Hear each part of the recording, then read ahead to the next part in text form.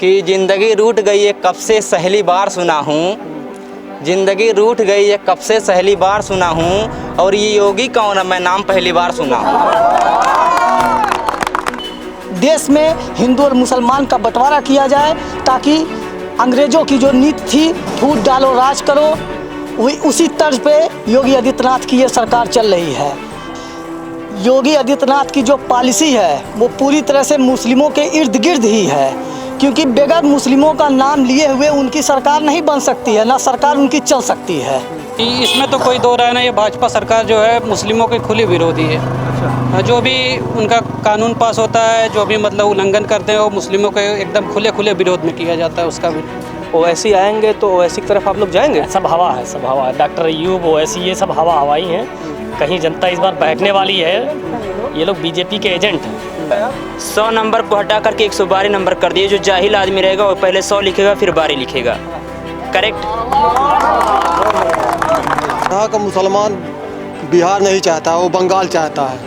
हाँ। नमस्कार, आप देख रहे हैं लोक सेवा न्यूज। मैं हूं आपके साथ रजत त्रिपाठी। हम संत कबीर नगर के मगहर में हैं और मगहर ऐतिहासिक जगह है।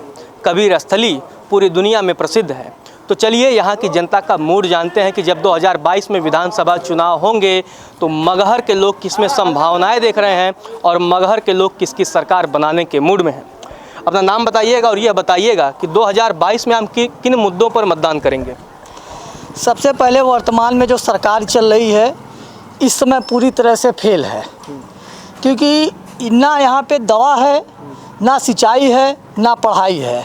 पूरी तरह से कानून व्यवस्था ध्वस्त हो चुकी है। लूट, बलात्कार, हत्या आए दिन होती रहती है। समाज को सिर्फ बांटने की कोशिश ये सरकार कर रही है और उसका मेन उद्देश्य ये है कि किसी तरह से इस देश में हिंदू और मुसलमान का बंटवारा किया जाए ताकि अंग्रेज़ों की जो नीति थी फूट डालो राज करो, वही उसी तर्ज पे योगी आदित्यनाथ की ये सरकार चल रही है। यहाँ की आवाम ये चाहती है कि आपसी भाईचारा बना रहे। हिंदू मुस्लिम के बीच में जो मतभेद डालने की ये कोशिश कर रही है, आने वाले समय में इस देश की जनता और इस प्रदेश की जनता इस चीज़ को भुला के समाजवादी पार्टी के पक्ष में मतदान करेगी और समाजवादी के मुखिया अखिलेश यादव को मुख्यमंत्री बनाएगी। आपने अपना नाम नहीं बताया। मेरा नाम बबलू खान है, मैं पूर्व सभासद हूँ। खान साहब ये बताइए, योगी आदित्यनाथ के बारे में जैसे आपने भी कहा और ये तमाम चर्चा भी करते हैं विपक्षी लोग कि भाई मुस्लिम डरा हुआ है, क्या आप डरे हुए हैं? नहीं, बिल्कुल हम डरे हुए नहीं हैं, लेकिन योगी आदित्यनाथ की जो पॉलिसी है वो पूरी तरह से मुस्लिमों के इर्द गिर्द ही है, क्योंकि बगैर मुस्लिमों का नाम लिए हुए उनकी सरकार नहीं बन सकती है, ना सरकार उनकी चल सकती है। नहीं, एक चीज़ ये बताइए, तो बाकी लोग भी जैसे अब अखिलेश की आपने बात की तो तुष्टीकरण की राजनीति तो वो भी करते हैं। नहीं, अखिलेश यादव ने कभी जात और बिरादरी की राजनीति नहीं की है। आदित्यनाथ और भारतीय जनता पार्टी ने सीधे हिंदू और मुसलमान की राजनीति की है, इसके अलावा कुछ नहीं किया है। अब तो अखिलेश कह रहे हैं परशुराम की मूर्ति बनवाएंगे, ब्राह्मणों को आकर्षित कर रहे हैं। बुरा नहीं लग रहा आप लोगों को? नहीं, बिल्कुल नहीं बुरा लग रहा। अगर वो ब्राह्मणों की मूर्ति बनवा रहे हैं तो कब्रिस्तान की बाउंड्री भी करा रहे हैं और शमशान भी बनवा रहे हैं, हज हाउस भी बनवा रहे हैं, मुस्लिम महिलाओं को कन्या विद्याधन भी देते थे जी। अच्छा, एक बात बताइए, जब भाजपा के लोग केंद्र सरकार ने 3 तलाक खत्म किया तो नाराजगी थी उससे आप लोगों में? देखिए, हमारे शरीयत पे सीधे हमला किया गया है।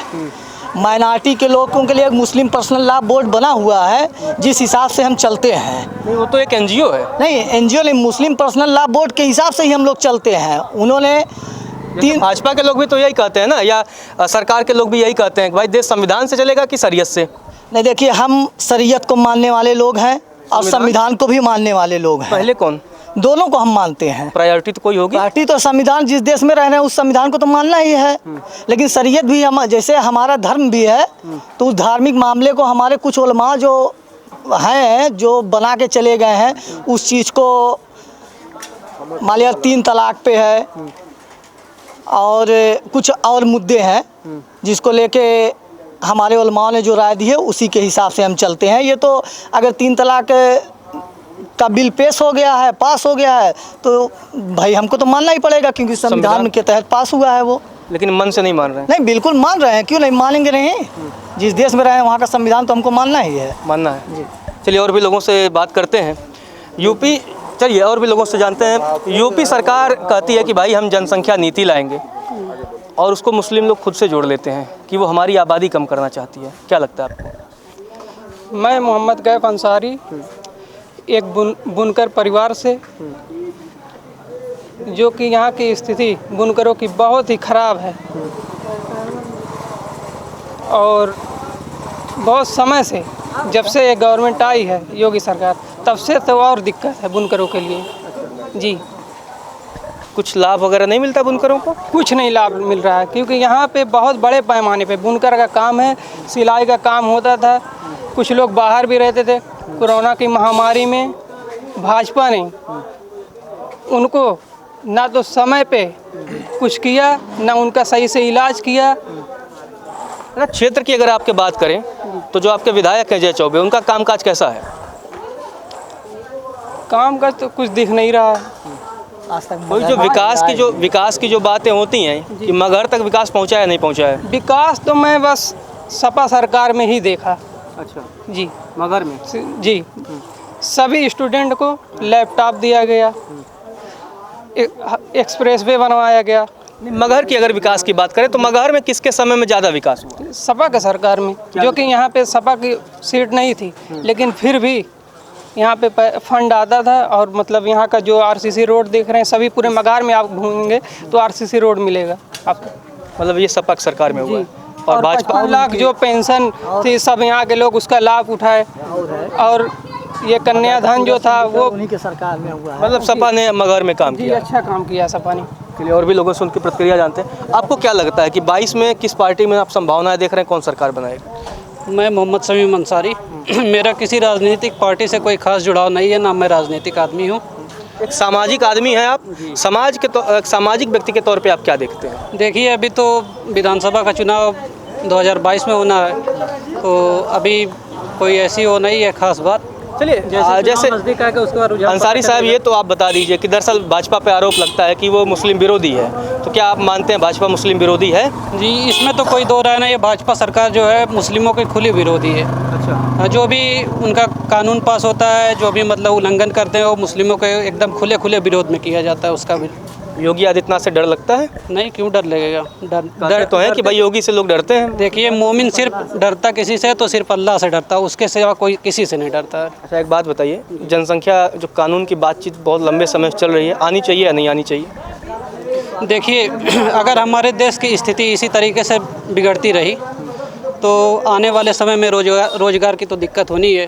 तो उस हिसाब से जनसंख्या नियंत्रण करना ज़रूरी है।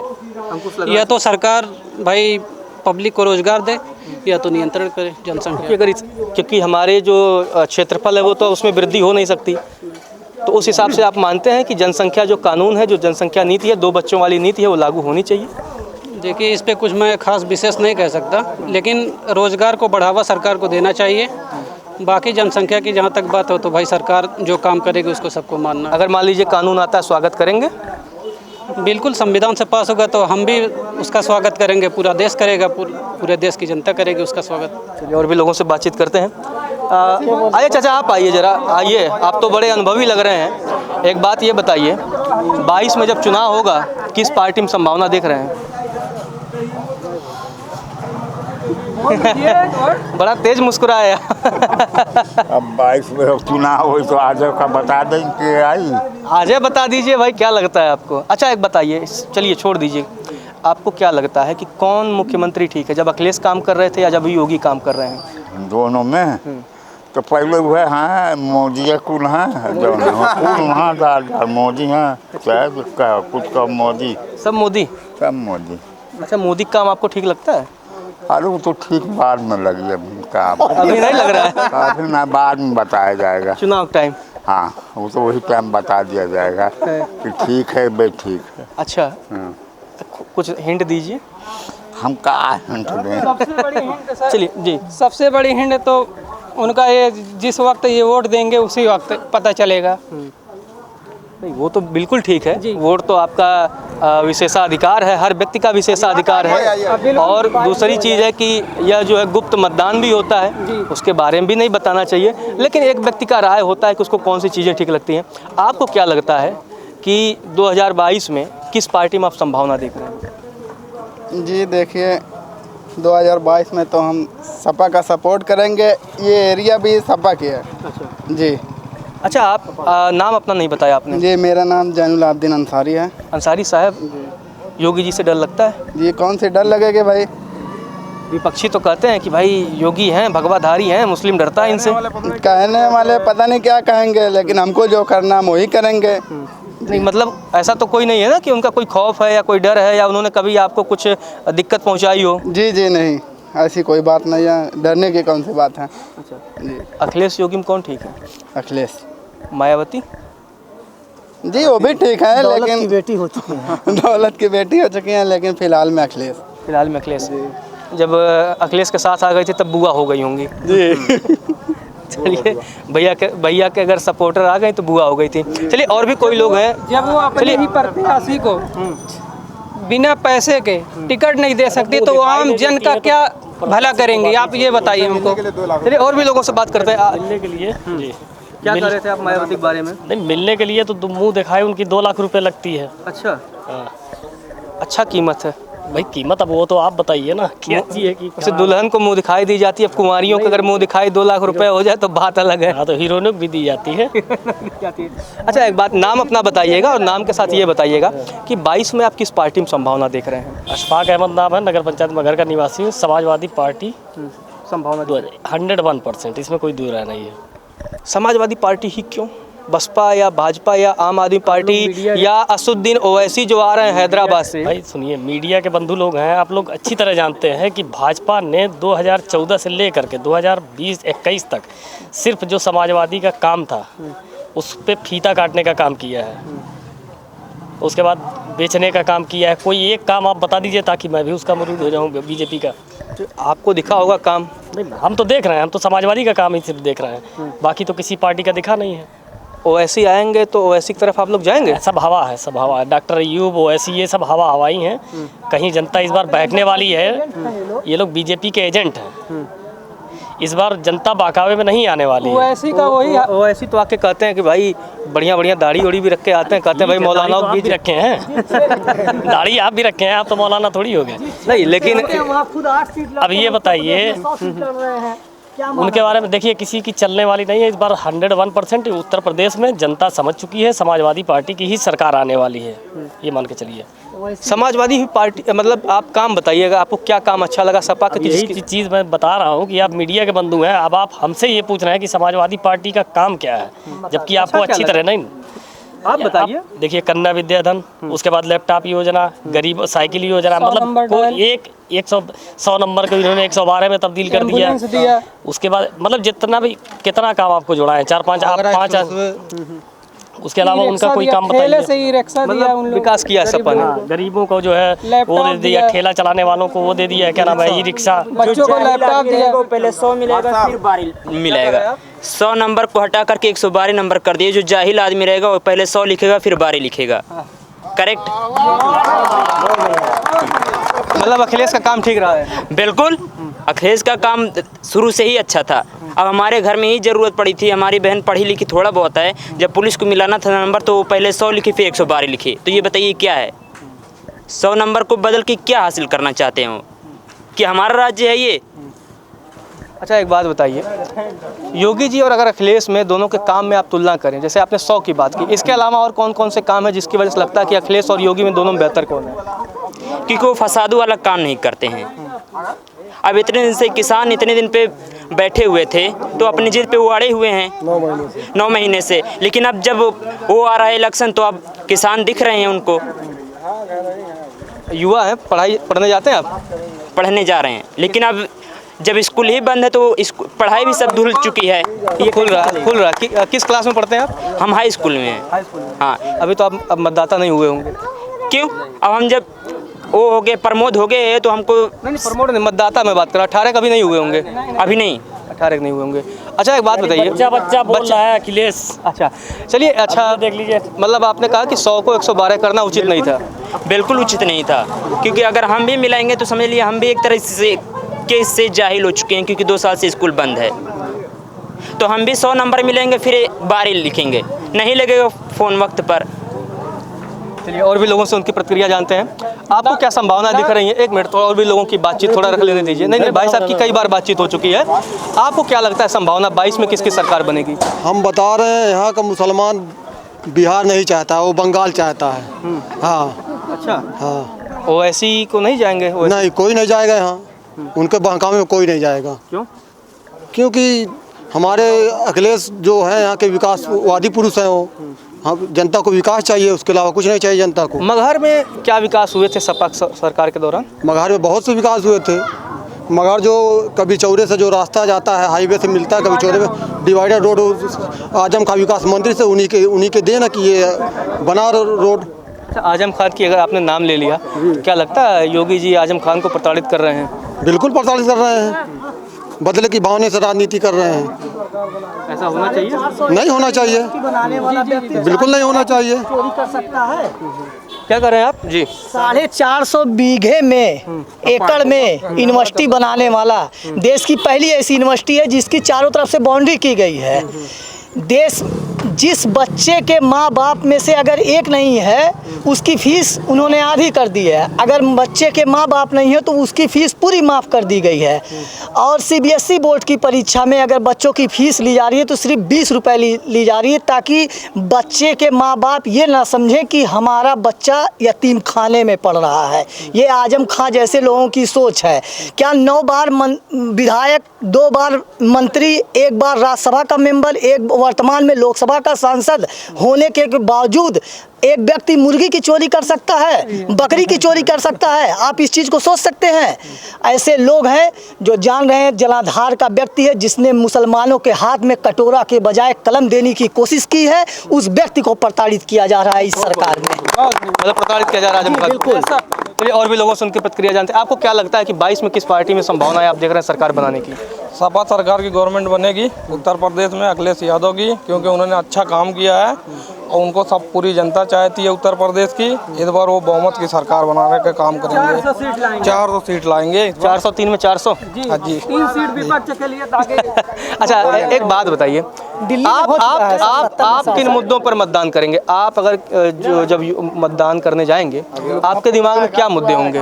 हमारे दिमाग में मुद्दे कुछ नहीं आएंगे, जहाँ हम साइकिल देखेंगे वहीं पे हमारा हाथ, वहीं हम बटन दाबेंगे, क्योंकि हम उनको बहुत चाहते हैं। पूरी जनता इस बार उनको चाहती है। अखिलेश पसंद है? अखिलेश पसंद है। चलिए भाई, इनको कहना अखिलेश पसंद है। चलिए और भी भाई, क्या कहना चाह रहे हैं आप? क्या लगता है 22 में किसकी सरकार बनने की संभावना है? बेईमानी से बनेगी तो यही बनेगी, और ईमानदारी से बनेगी तो अखिलेश की बनेगी। हाँ। मायावती नहीं? अब मायावती जी का जब था तब था। हाँ, अब सब आवास आ रहे हैं ना, तो कहाँ खपड़ैला बचेगा। चलिए एक बात ये बताइए, किन मुद्दों पर आप मतदान करेंगे? अब हम तो वोटर हैं नहीं, अभी 18 नहीं हुए। नारे के अलावा हम कुछ कर भी नहीं सकते हैं, तो जिधर लोग जाएंगे उधर हम भी चले जाएंगे।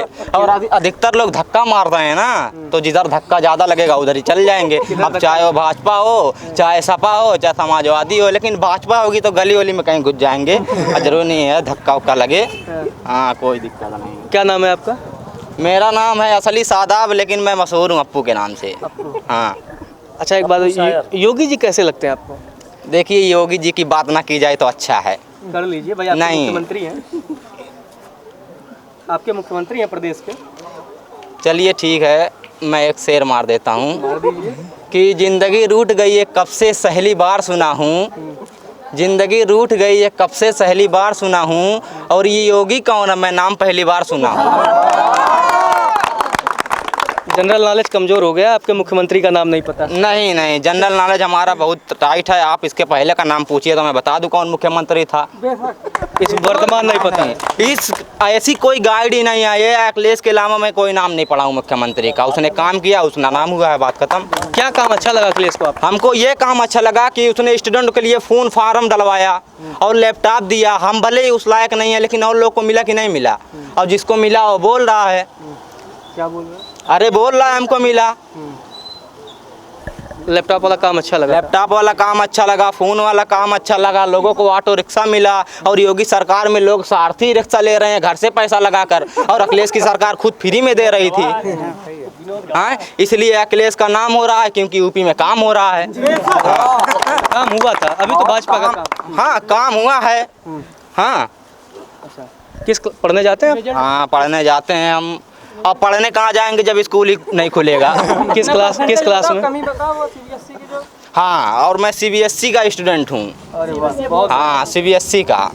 मदरसा वाले नहीं हैं? हाँ मदरसा वाले नहीं? जब तक मदरसा था तब तक थे, अब पूरी लाइफ मदरसा वाले रहेंगे। हम मदरसे से ही मशहूर हैं, अब मदरसे से ही CBSE में गए हैं, क्योंकि वो तालीम मदरसे ने दिया। और फिर और उसके बाद जो है CBSE बोर्ड का रिजल्ट आया, और काश उतना बेहतर किसी का रिजल्ट आया होगा जितना बेहतर हमारा आया है। 48% क्लास 10th में। बहुत बधाई हो आपको। और 9th का हमारा 92। चलिए हाँ अच्छा ही तो आ गया। हाँ तो सही बात है ना, अच्छा ही आ गया। अच्छा आ गया। क्यों अच्छा आ गया? क्योंकि आप लोग बोलते नहीं हैं। बात ये है, हम लोग स्टूडेंट सुसाइड, 3 स्टूडेंट ने सुसाइड किया उसी दिन आसाम में, तब नहीं कोई मीडिया वाला आया। आज चुनाव नज़दीक आ गया तो सारी मीडिया आ रही है। ये क्या है? मीडिया भी आपकी बात रखती है। अगर मीडिया नहीं होती तो आप स्टूडेंट मर रहा है और नेता अपना काम कर रहा है। मीडिया के वो लोग होते हैं जो लोगों के बीच जाते हैं, आपके चौराहों पर आते हैं। हाँ। और मीडिया के वो लोग होते हैं जिनका आपको वोट भी नहीं चाहिए होता है। सही आप लोगों को देखकर पता भी लगा होगा कि असम में किसी की मौत हुई है। वो तो बात सही है। आपको घर से तो किसको भविष्यवाणी तो हुई नहीं होगी, आपको मीडिया के जरिए ही पता लगा होगा कि असम में 3 छात्रों की मौत हुई है। यानी मीडिया ने ही वो खबर दिखाई होगी। हाँ हाँ वो तो बात सही है। मैं आज तक पे और 18 पे बोल चुका हूँ, और इस सरकार की काफ़ी पोल खोल चुका हूँ, लेकिन सुनने वाला कोई नहीं है। अलग अलग चैनलों की बातें हैं, लेकिन ये आप जान लीजिए, लोकतंत्र का चौथा, देखिए लोकतंत्र का चौथा स्तंभ को मजबूत करने के लिए जनता को भी उतनी मजबूती से भागीदार बनना पड़ेगा। देश का ठीक है? चौथा लोकतंत्र आज के डेट में बदलाव क्यों हुआ, इसके पहले क्यों नहीं हुआ, ये सोचने का विषय। पहले भी गुलामी, पहले भी लोग कांग्रेस, पहले भी सपा की चमचाई करते थे, कांग्रेस की गुलामी करते थे। इस बात को कहने में मुझे कोई संकोच नहीं है। ये आप मान के चलिए। जो व्यक्ति मीडिया, देखिए मीडिया पे सवाल, मतलब अगर आप निष्पक्ष है, कोई व्यक्ति आपके बीच आया है, यानी वह व्यक्ति निष्पक्षता से काम कर रहा है। और आप यह बात को मानेंगे कि मैंने आपको अपना डिबेट शुरू होने से पहले मैंने कहा भी नहीं था कि आपको ये बोलना है। मैंने किसी व्यक्ति पे कोई पाबंदी नहीं लगाई। माइक उसका है, जब वो जो बोलना चाहे अपनी बात रखे और सभ्यता से अपनी बात रखे। कहीं ना कहीं आप ये मान रहे हैं कि नहीं, देश का जो चौथा स्तंभ है, लोकतंत्र का जो चौथा स्तंभ है, जिसको हम मीडिया कहते हैं, कहीं ना कहीं से वो धराशायी होता चला जा रहा है। कुछ ऐसे चैनल, कुछ ऐसे पत्रकार बंधु हैं जो इस देश को बेचने में बराबर के भागीदार हैं। चलिए, आपकी भी जो सोच है वो भी जायज़ है, क्योंकि अगर कहीं सा सवाल नहीं होता तो लोग उस पर प्रश्न चिन्ह नहीं लगाते। इस बात को भी मैं मानता हूँ। चलिए और भी लोगों से उनकी प्रतिक्रिया जानते हैं।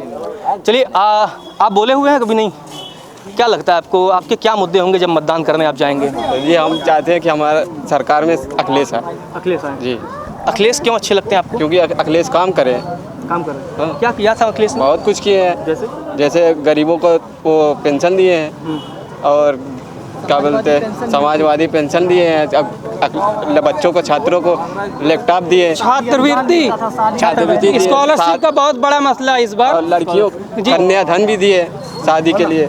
बहुत कुछ किया। मतलब मैं काम ठीक ठाक किया अखिलेश। अच्छा किया इस बार माहौल अखिलेश के अखिलेश का। मैं खुद एक स्टूडेंट हूँ, मैंने स्कॉलरशिप फॉर्म भरा था, सब कुछ स्टेटस भी मेरा सही था।